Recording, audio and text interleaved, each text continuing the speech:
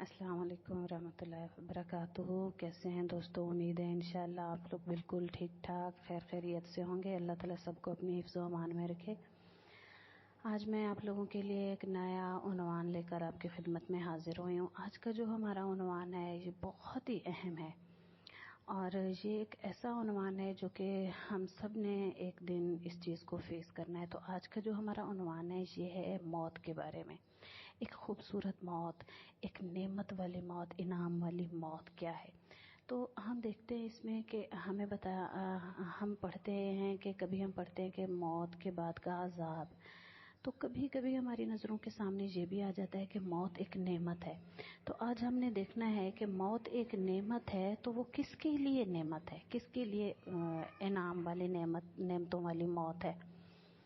تو ہم ادھر کچھ میرے سوال ہیں کہ ہم کیوں قبر کی نعمتوں کے بارے میں بات کم کرتے ہیں، ہم کیوں ان نعمتوں کے بارے میں بات نہیں کرتے، ہم یہ کیوں نہیں کہتے کہ وہ سب سے بہترین دن ہوگا جس دن ہم اپنے رب سے ملیں گے۔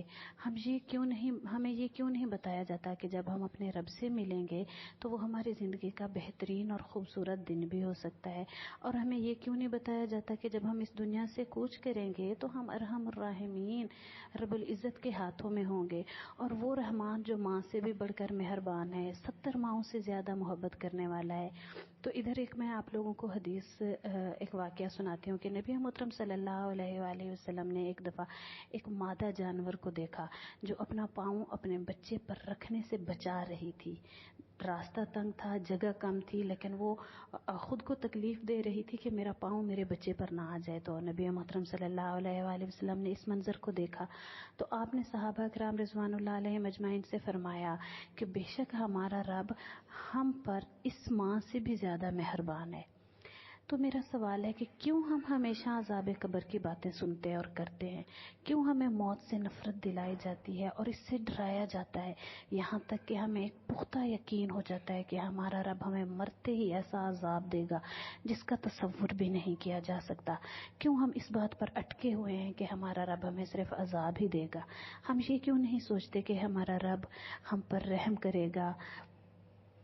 ہم یہ کیوں نہیں سوچتے کہ آخر کہ جب قبر میں مومن صالح سے منکر نکیر کے سوال و جواب ہو جائیں گے تو میرا رب فرمائے گا کہ میرے بندے نے بالکل سچ کہا ہے، اس کے لیے جنت کا بچھونا بچھاؤ، اس کو جنت کے کپڑے پہناؤ اور جنت کی طرف اس کے لیے دروازہ کھول دو اور اس کو عزت کے ساتھ رکھو۔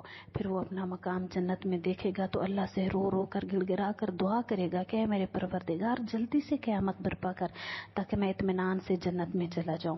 یہ جو واقعہ ہے، یہ جو حدیث ہے سنن ابی داؤد میں، احمد ابو داؤد جو ہے اس میں مذکور ہے، یہ حوالے کے ساتھ میں آپ کو واقعہ سنا رہی ہوں۔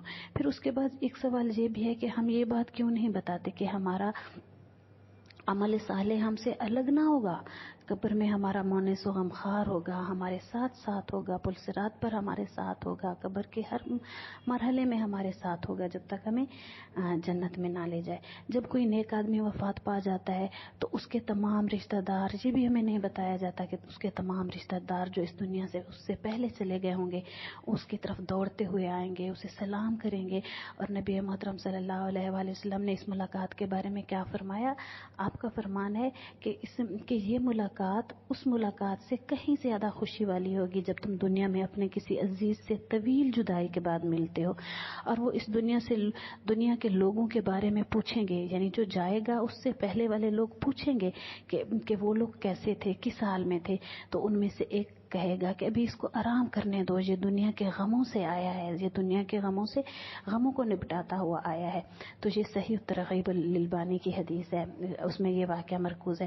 تو اس سے ہمیں یہ پتہ چلتا ہے کہ موت دنیا کے غموں اور تکلیفوں سے راحت کا ذریعہ ہے۔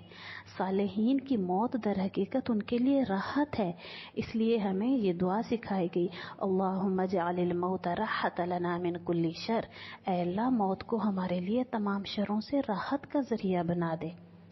ہم لوگوں کو یہ کیوں نہیں بتاتے آخر کہ موت تو دراصل زندگی کا دوام ہے اور یہ حقیقی زندگی اور ہمیشہ کی نعمتوں کا دروازہ ہے جو ہمارے لیے کھلتا ہے. اس کے بعد ہمیں کوئی موت کا ڈر نہیں ہوگا کہ ہم نے یہاں سے اس کو چھوڑ کر جانا ہے. ہم یہ حقیقت کیوں چھپاتے ہیں کہ روح جسم میں قیدی ہے اور وہ موت کے ذریعے اس جیل سے آزاد ہو جاتی ہے اور عالم برزخ کی خوبصورت زندگی میں جہاں مکان اور زمان کی کوئی قید نہیں وہاں رہنا شروع کر دیتی ہے, عیش و عشرت میں ہوتی ہے. ہم کیوں موت کو رشتہ داروں سے جدائی اور غم و اندوہ کے طور پر پیش کرتے ہیں؟ کیوں ہم یہ نہیں سوچتے کہ یہ اپنے آباء و اجداد, دوست, احباب اور نیک لوگوں سے ملاقات کا ذریعہ ہے. قبر کوئی نعوذ باللہ توبہ نعوذ باللہ سانپ کا منہ تو نہیں ہے کہ آدمی اس میں جائے گا اور سانپ اس کو چباتا ہی رہے گا, بلکہ وہ تو حسیناؤں کا عروس ہے جو ہمارے انتظار میں ہے. اللہ سے نیک امید رکھیں اور اپنے اوپر موت کا خوف طاری مت کریں. ہم مسلمان ہیں, کافر نہیں ہیں کہ ہم اللہ تعالیٰ کی رحمت سے مایوس ہو جائیں. ہمیں اس کی رحمت سے ہم اللہ تعالیٰ کی رحمت سے دور نہیں پھینکے گئے. اللہ نے ہمیں عذاب کی خاطر تو پیدا نہیں کیا. اللہ نے ہمیں بتایا ہے کہ وہ ہم سے کیا چاہتا ہے اور کیا نہیں چاہتا, اور ہم اچھی طرح جانتے ہیں کہ اللہ کی رضا کس کاموں میں ہے اور ناراضگی کس کام میں ہے. تو ہمیں اللہ تعالیٰ کی رضا والے کام کرنے چاہیے. اللہ تعالیٰ نے اتنی خوبصورت جنت بنائی جس کے بارے میں کہا گیا کہ جس کی چوڑائی زمین و آسمان کے برابر کی ہے, بلکہ اس سے کہیں زیادہ ہے. تو وہ جنت میں کون جائے گا؟ اگر قبر کے بعد, مرنے کے بعد عذاب ہی عذاب ہے تو جنت کیوں بنائی میرے پروردگار نے؟ جس قرآن پاک میں بار بار جنت کے بارے میں بتایا گیا, وَأَنْهَارٌ مِّن لَبَن, جس میں دودھ کی نہریں ہیں, من ماء غیر آسن, جس میں پاک پانی کی نہریں ہیں, دودھ کی نہریں ہیں, ٹھیک ہے, صاف کی ہوئی شہد کی نہریں ہیں, جس میں اتنے موتی یاقوت کے مکانات بنے ہوئے ہیں. جنت کے درجات کے بارے میں بتایا گیا, جنت الفردوس کے بارے میں بتایا گیا. تو وہ کس کے لیے ہے؟ وہ ہمارے لیے ہی تو ہے. تو ہمیں یہ کیوں نہیں بتایا جاتا؟ ہمیں یہ لوگوں کو بتانا چاہیے, بلکہ ہمیں پہلے علماء کرام بتائیں کہ وہ کس کے لیے ہے. موت تو دراصل ان چیزوں کی طرف جانے کا ایک راستہ ہے. موت تو اس دنیا کی پریشانیوں سے نجات کا ایک راستہ ہے. ہاں, شرط یہ ہے کہ ہماری زندگی جو ہے نا وہ اللہ کی رضا کے مطابق ہونی چاہیے.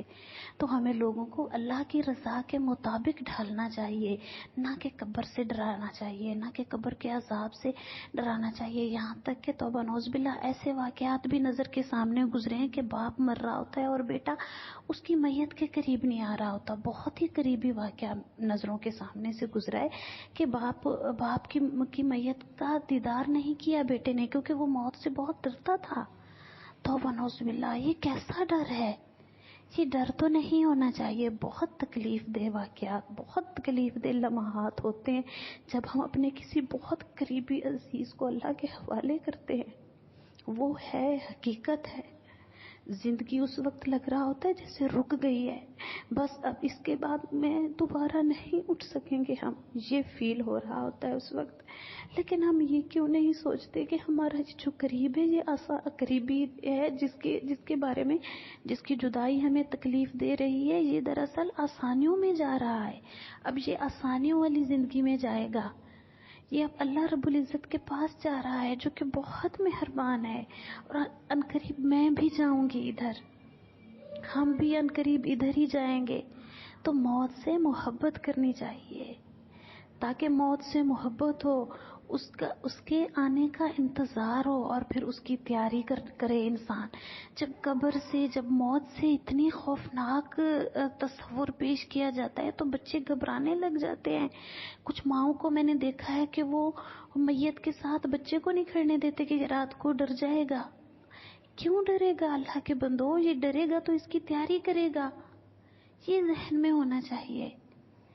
تو موت بہت اچھی چیز ہے. موت تحفۃ المومن ہے, یہ تو مومن کا تحفہ ہے. یہ تو ہمارے لیے ایک انشاءاللہ تعالی من پسند زندگی گزارنے کا پہلا زینہ ہے۔ اللہ تعالیٰ سارے درجات جو ہیں ہمارے، سارے جو سیڑھیاں ہیں، سارے جو قدم ہیں، ان پر ہمارے لیے خیر و عافیت والا معاملہ عطا فرمائیں۔ اللہ تعالیٰ سے دعا ہے کہ اے اللہ ہمارے اعمال کا خاتمہ بالخیر فرمائیں، ہماری آخری عمر کو بہترین بنا دیں، اور سب سے بہترین اور خوبصورت ترین وہ دن ہو جس میں میری آپ سے ملاقات ہو۔ آمین ثم آمین یا رب العالمین برحمتک یا ارحم الراحمین۔ تو دعائیں کرنی ہے، ہم نے موت کی تیاری کرنی ہے، موت سے گھبرانا اور ڈرنا نہیں ہے۔ موت تو اللہ کی سب سے بڑی نعمت ہے مومن کے لیے۔ تو دنیا قید خانہ ہے، اس قید خانے سے ہماری روح آزاد ہو کے جائے گی، جو چاہے گی وہ کرے گی انشاءاللہ، عالم برزخ میں، انشاءاللہ جنت میں۔ یہ تھا آج کا ہمارا عنوان۔ امید ہے انشاءاللہ آپ لوگوں کو یہ ویڈیو بہت پسند آئی ہوگی۔ اگر آپ لوگ اس چینل پہ نئے ہیں تو اس کو سبسکرائب کریں، اگر سبسکرائب کر لیا ہے تو ویڈیو کو زیادہ سے زیادہ لائک کریں، شیئر کریں، چینل کو زیادہ سے زیادہ سپورٹ کریں۔ انشاءاللہ ملتے ہیں نئے عنوان کے ساتھ، تب تک کے لیے اللہ حافظ و ناصر، دعاؤں میں یاد رکھیے گا۔ السلام علیکم ورحمۃ اللہ وبرکاتہ۔ السلام علیکم۔